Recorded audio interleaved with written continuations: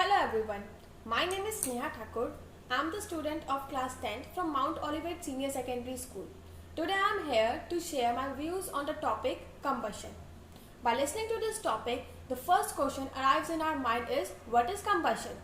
Combustion is defined as a chemical process in which the substances are burned in the presence of oxygen to produce heat and light. For example, charcoal. Charcoal is burned in air to form carbon dioxide with the evolution of heat and light. Now, the substances are categorized in two parts according to whether the substances will undergo combustion or not. The substances are as follows. The first is combustible substances. These are the substances that undergo burning in air in the presence of oxygen. For example, kerosene, petrol, etc. The second category is non-combustible substances. These are the substances that do not undergo combustion in the presence of oxygen. For example, sand, water, etc. It is important to know that different substances undergo combustion at different temperature. Now, let's move on towards our next topic. What is ignition temperature? The temperature, or we can say the lowest temperature at which an object catches fire, is known as its ignition temperature. It is also known as kindling temperature.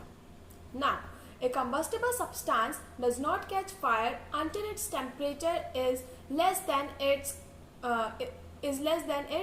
kindling temperature. Let's take examples to understand this. Kerosene oil and wood. Kerosene oil catches fire when it is heated a little, but wood catches fire only when it is heated strongly. This shows that the ignition temperature or the kindling temperature of kerosene oil is lower than that of wood. The ignition temperature of a substance which is low catches fire more easily. Now, let's move on towards our next topic, supporter of combustion. The substances that supports the combustible material to burn are termed as supporters of combustion. For example, oxygen. There are non-supporters of combustion also, like carbon dioxide and water. Now, what are the conditions that are necessary for combustion?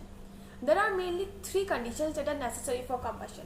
The first one is presence of a combustible material. The second condition is presence of the supporters of combustion.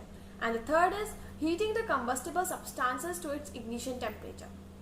Now, there are three types of combustion. The first one is rapid combustion, the combustion in which the